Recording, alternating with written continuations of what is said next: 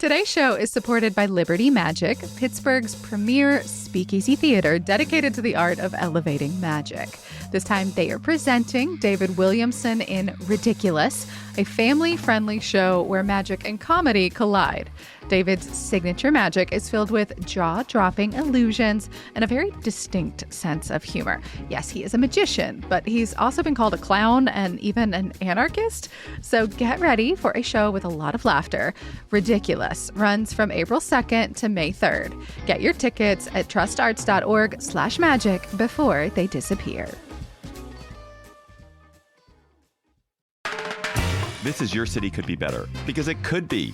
I'm David Plotz. If you love your city and still complain about it, you're in the right place.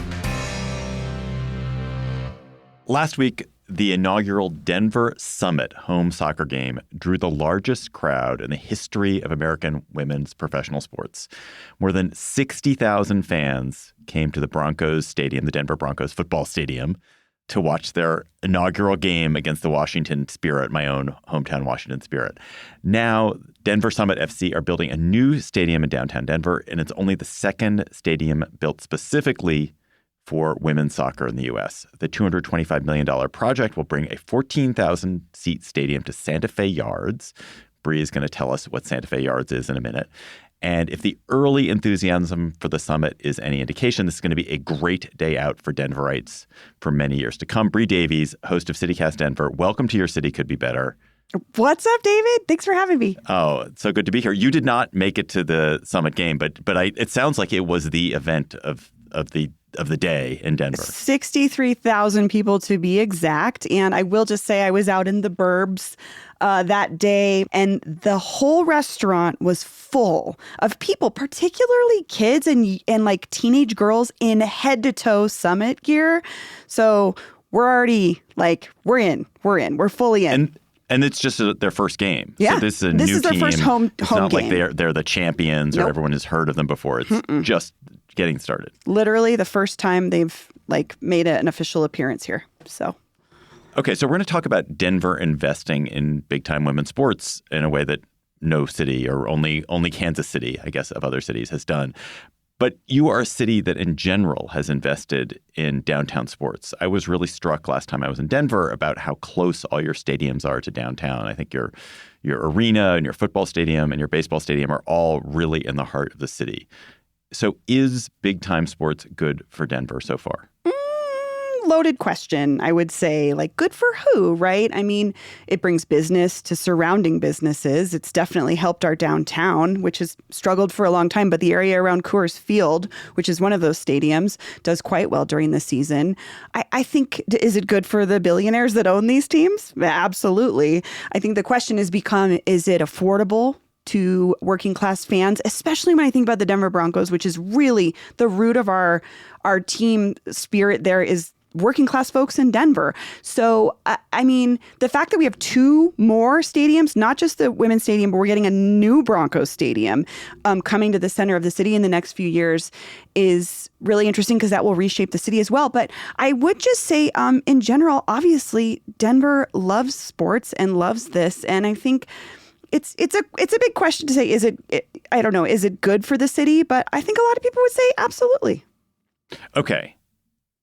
And maybe it's different when it's a women's sports team. Maybe it's different when it's the kind of stadium they're going to build. We'll get to that. But you already have a men's professional soccer team in Denver, the Colorado Rapids, who I once watched lose to the Washington, to DC United in an MLS final. Just want to note that. Saw the Rapids lose. Sorry, guys. This was like 30 years ago. But you already have a team and they already have a stadium. So why do you need to build another purpose-built soccer stadium? I'm glad you asked this question because the Denver posted this 4-part series last year that I'd love to share a link in the show notes for listeners, looking at the economics of sports stadiums. And it's really up in the air if they're really worth it. But the park you're talking about in particular, Dick's Sporting Goods Park, is actually in Commerce City, which is part of the metro area, but it's not in Denver proper. And Denver loves to have these stadiums in Denver proper. And I think there was a point with this coming soccer stadium where the owners were getting a lot of pushback from city council here, and they actually threatened to take the stadium somewhere else. Same with the soon-to-be-built new Bronco Stadium.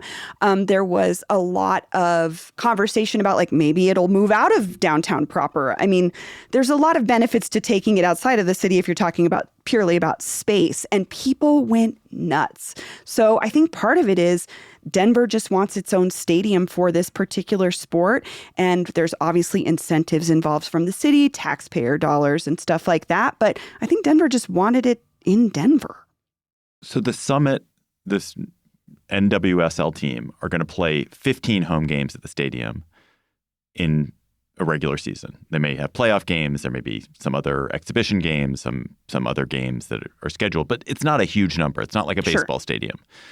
Is it worth all the effort? Is it worth the spending that's going to happen just for that number of games? I think the thing that they were really selling it on, which is the other uses for the stadium, it's really been promoted as an entertainment center, a space where other things will be happening. Again, it's being proposed as a catalytic development for the surrounding area. I would say something, too, about the Dick's Sporting Goods Park we were just talking about in Commerce City. That has 600,000 square feet of space that never saw the promises realized of this other development. And so a lot of that hangs around these sports stadiums conversations. But I would just say, from my perspective, as a person that's involved in the music scene, we are a huge concert city. We are a huge outdoor concert city. Of course, we have Red Rocks. That's a 9,000-seat venue. This is a 14,000-seat venue. These room caps, these sizes really matter to promoters. We have two huge promoters here in Denver that do the majority of concerts, AEG and Live Nation. If one of them got the contract for this particular stadium, they would have no trouble booking it the rest of the year. So I think that's a big part they're banking on.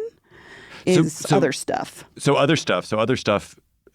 Other events in the stadium itself. What else is going around the stadium? So they're going to build a stadium, but I'm sure there will be other things. Sure. They've promised housing, which is always something that comes along with these conversations. They've promised retail. They've promised a lot of things. But again, looking at the Dick's Sporting Goods Park project, literally none of that happened. There are roads to nowhere that surround Dick's Sporting Goods Park. So I think that was a fear for people. But we're also talking about a plot of land that is right in the middle of the city. There's already development around it. I mean, it's literally in the middle of our city, and it's been sitting vacant for decades.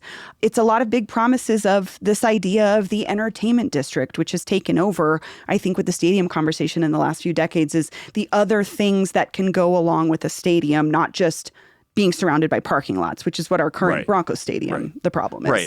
And to your point, like it is a big difference when you're talking about something that's in the downtown of a city versus in the suburbs.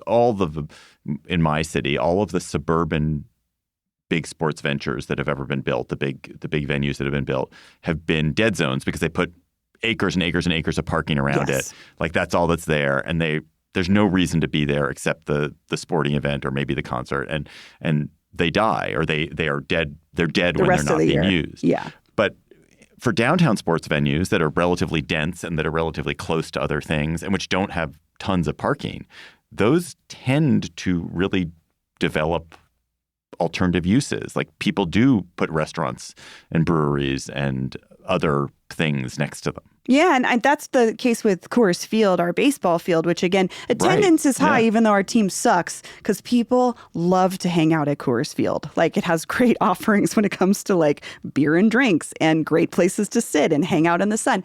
But that's a unique case in that it was built into a downtown area that already existed. We have another great example of the potential for things other than parking lots happening in Denver Center as well with Ball Arena, which is owned by Stan Kroenke. He owns a lot of stuff. We're calling this Kroenkeville. He's got this huge plan to actually turn those existing parking lots around Ball Arena where the Nuggets play and the Avalanche play into a whole new neighborhood. Housing, they're promising childcare, grocery stores, post offices. Like, again, all of this is promises. You can't make a lot of those things just happen out of thin air. But that is something that I think a lot of these folks are thinking about going on forward in the future. And that one hasn't been realized yet either. So it's really kind of a wait and see. But that's the hope. And I think for a lot of Denverites, that's the hope too, because what does a giant empty parking lot serve us in the middle of the city if you're not going to that event? Not much. last time I was in Denver, I stayed in a hotel. My room looked over Coors Field. Yeah.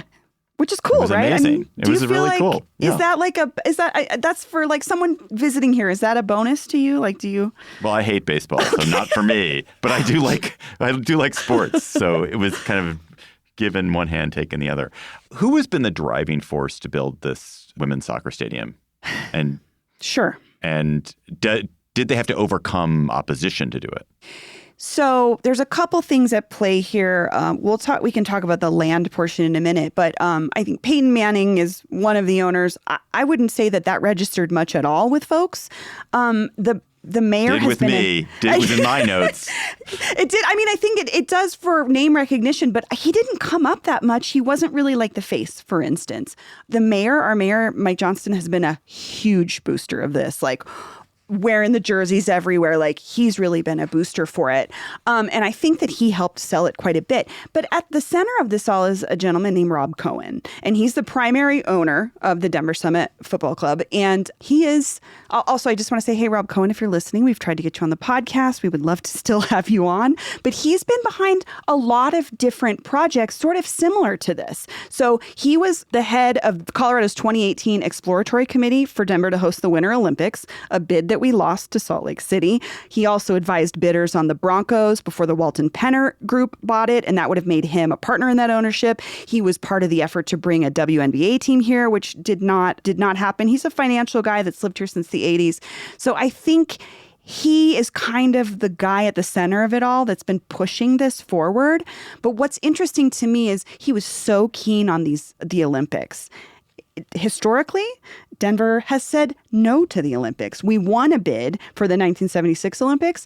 That bid actually went to the voters over if we wanted to spend money to build the facilities. And Denver said no. We are the only city in the history of the Olympics to say no to it. So I think Rob Cohen has taken some big gambles on bringing different types of sports here. And I think it's a combination of his persistence, the right mayor, and the right atmosphere and time. 63,000 people showed up. People want this.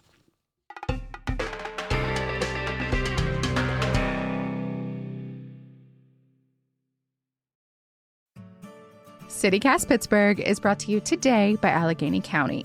The county is recruiting poll workers, such an important job for the May 19th primary election. Poll workers, also called election officers, help run voting locations, and they earn money, $150 to $175 for the day, plus paid training before Election Day. Training can be in person or online, and new poll workers must complete it before working on Election Day. To serve, you must be a registered voter here in Allegheny County and be able to work the full day on May 19th. Poll workers play an important role in ensuring a smooth, fair election, and they gain valuable experience interacting with voters and managing the election process. If you're interested in earning a little extra money and supporting your community, apply online at AlleghenyVotes.com. Learn more and submit your application at AlleghenyVotes.com today. Today's show is supported by Quantum Theater. We appreciate a good nem-nose here at CityCast Pittsburgh. And if you enjoy a look behind the scenes, you're not going to want to miss the new comedy 10 out of 12. The play is all about the technical rehearsal that happens before a play's opening night. And the audience will get a glimpse of how lighting and sound and scenery and special effects all come together and the chaos that can come along the way. And Quantum is really taking this experience to the next level. It's really what they're known for. As an audience member, you are going to wear a headset. So one of the staples of a stage manager, which means you get to listen in on all the backstage drama in addition to the actors as they're doing their thing on stage. 10 out of 12 is written by Ann Washburn, directed by Andrew William Smith, and it's staged in the Mellon Institute's gorgeous Art Deco Theater. The show runs from April 3rd through the 26th. Learn more and purchase tickets at quantumtheater.com/10-12.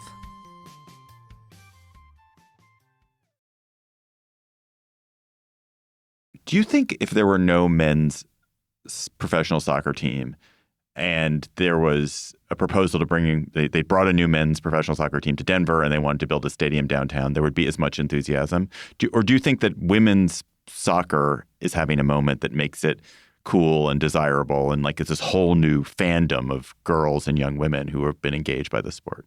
I think that is a huge part of it. I don't know if a men's soccer team would have been as big of a sell, but again, the folks showing up for this first inaugural game in the tens of thousands is really a testament to the culture of that here. And yeah, it was like I said, I'm at a restaurant. It's all young girls wearing Summit gear. The time is right. And I think that's what they were really banking on. And sometimes, it's like he was looking at pushing for a WNBA team, not a couple years ago, not that long ago. That didn't make it. We weren't there yet. For some reason, I think this just was the right time, and there was enough folks interested in it to see a women's soccer team. And I was surprised a little bit, but also Denver can be on the forefront of things sometimes when we don't even realize that we're leading.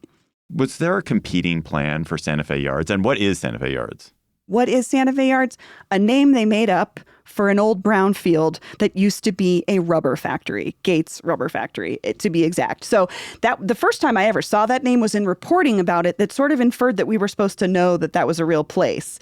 And so folks were like, what? And we are very, like many cities, we're very touchy when developers want to rename our neighborhoods. But this particular part of Denver has literally been, it was a factory, it was closed. When did it? 1995. So for perspective, it closed when I was 15. I'm 45. So that was an abandoned building, a series of abandoned buildings for a long time. And then it was a field. There was some promise for development, I think, in the early, 2001-ish. And it was never fully realized. Some development happened on some of the parcels of land, but there was just this huge empty field forever. And again, it needed to be remediated because it was an old factory. But around 2014, developers came in and said, we're going to do it. And guess what they built? A bridge that goes nowhere. It's called the Bridge to Nowhere. So this is an empty field with a bridge. I think they ran out of money. Something fell through. People have been dying for anything to go in there. So truthfully, there was not a hard sell on where it would go. People were really excited about that aspect, actually. One thing that struck me about Denver, again, last time I visited, is that you have all kinds of wonderful former industrial space that's been repurposed into new urban life, into apartments, into breweries. Mostly it seems to be breweries or apartments. But in this case, you have a rubber factory. Why do you think Denver is good at repurposing its industrial decay into something that people want for a 21st century city? I am so glad you asked this because this is really a point of contention for us, especially those of us that have been here for a very long time. And it really depends on who you ask. In the 60s, Denver itself voted to demolish an entire Latino neighborhood under the guise of urban renewal. It was its own neighborhood, formerly its own city, Auraria. And the damage that was done to that community is still being felt today. There's displaced Aurarians throughout Denver. And then a few years after that, this urban renewal push crushed our downtown. We lost 27 blocks of historic buildings that were mostly replaced with parking lots. And the infill in the last 10 to 20 years, luckily, has filled in a lot of those parking lots. But how we view what is important here can be really tough. And I think the other thing is, in more recent years, there's been a displacement of artists from some of these areas that have become very popular, those warehouse spaces that were once cheap and things like that. But that's the historical and it's one perspective. I want to be fair. This is one perspective that I have. But I think part of it is Denver is always reinventing itself. I think we're always kind of trying to find our identity. We're not really good at looking at ourselves and being like, we're actually pretty cool. But that also can have a plus side, which means there's parts of the city that developers see as an opportunity. Also, the land was probably a lot cheaper 10 to 20 years ago here than it was in other cities of our size. And so that presents an opportunity in itself. I do think that the story of artists move in to cheap, decrepit housing or cheap, decrepit warehouses or whatever, and then they gentrify it because people want to be around artists and they do cool stuff, and then artists get priced out. That is the story of American cities. Like that's we are not unique. You want that to happen. I mean, I don't, to be honest with you. I do. I lived through it. I mean, what happened in Denver in particular was there was the Ghost Ship fire in Oakland where 36 people died in a DIY space. But what happened was the reaction across the country was cities then started cracking down on some of these quote unquote DIY spaces for being fire code violations and zoning code violations. And it pushed a lot of artists out. And to be fair, this was already happening a little bit, but we have an area called the Rhino Art District, which is where much of this displacement happened. And many folks would argue that it isn't necessarily better off as an art district when artists can't necessarily afford to be there. So I don't know. I would challenge that. I would challenge that perception and say it isn't always good because, sure, people want to be near artists, but also I want to be in a city where artists can afford to live and do weird stuff that becomes mainstream. We have Meow Wolf. We have the first Meow Wolf outside of Santa Fe for a reason. Our DIY community was very strong here and very connected to them. Right. No, for sure. And I'm not saying having artists in a city is bad. We've gotten far away from our topic. I'm not saying that having artists in a city is bad or that I'm just saying that this is the story of urban succession. And then what happens is the people who would be artists in Denver are now going to be artists in Cheyenne or Laramie or something. Or in here, they've moved to the San Luis Valley, which is where Yes. a lot of artists have moved themselves. But I think they, like any other population, still want to be able to be in the city. And so it's a very touchy subject for folks. And it's a much more nuanced topic than I think we have time to tackle today. I'm glad to get on it. And it does connect indirectly to, you build sports stadiums to serve huge populations of people with money who want to come pay for fancy professional sports. I wonder, with this, finally, to go back to the Summit Stadium, how much of this is the city funding a stadium and how much of it is private developers putting their own dime behind it? Sure. Again, great question, because this was a point of contention for folks.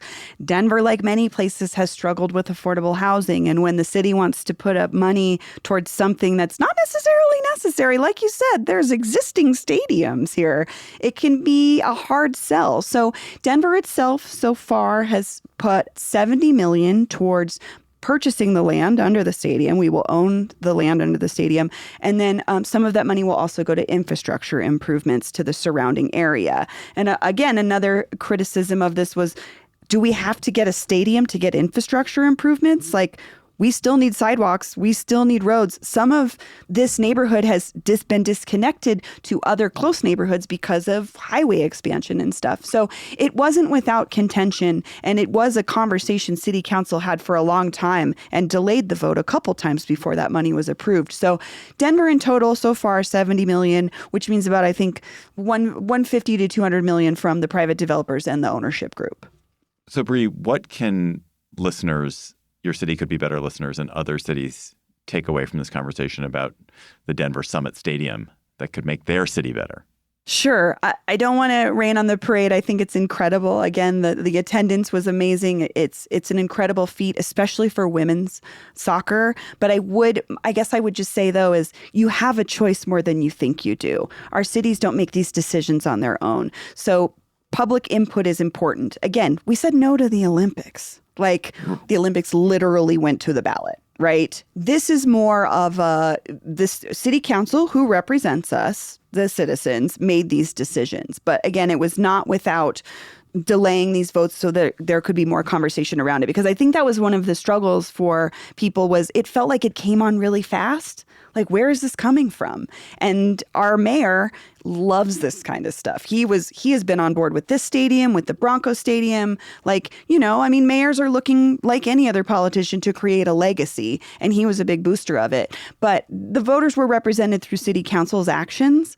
And so I guess I would I hope folks take away that civic engagement matters, even when it comes to things where it's like, do we get a say in this? Do we get to say if we have this kind of a stadium? You absolutely do. But yeah, it was, it kind of surprised me, to be honest with you, but in a good way, that we were ready for this.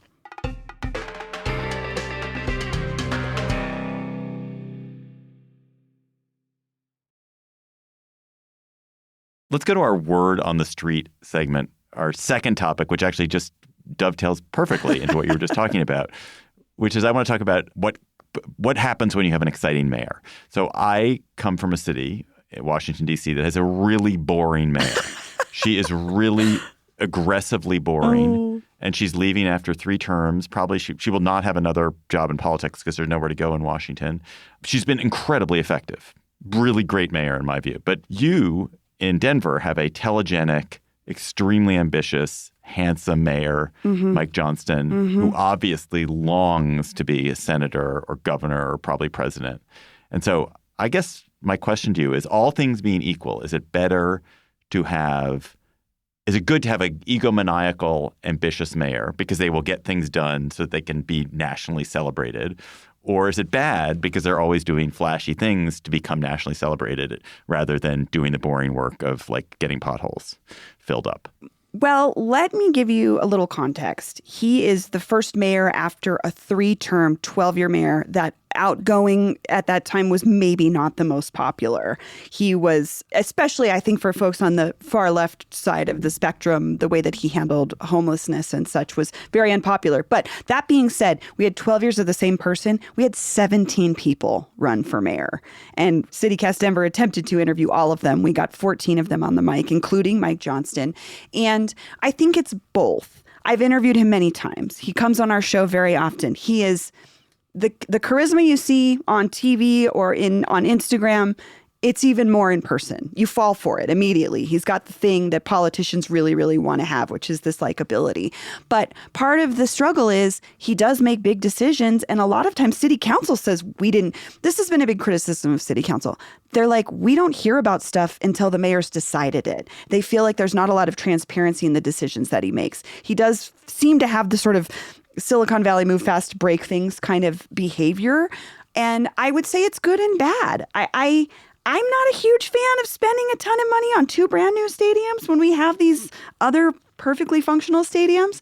But at the same time, we have opportunities that clearly Denverites want. So I think while he's on the pulse of what a lot of Denverites want, he's also been highly criticized for this big show, quick moving. And I don't know if it necessarily, to get back to your question, I don't know. Part of me would love to have your mayor, honestly. I would love to have somebody I don't know that much about that's actually just like head down doing stuff.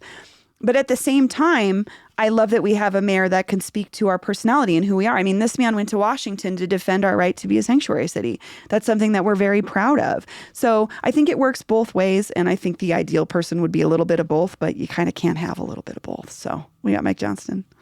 Bree Davies, host of CityCast Denver. Thanks for coming on Your City Could Be Better. Listen to Bree every weekday on CityCast Denver. Thank you, David. This was fun.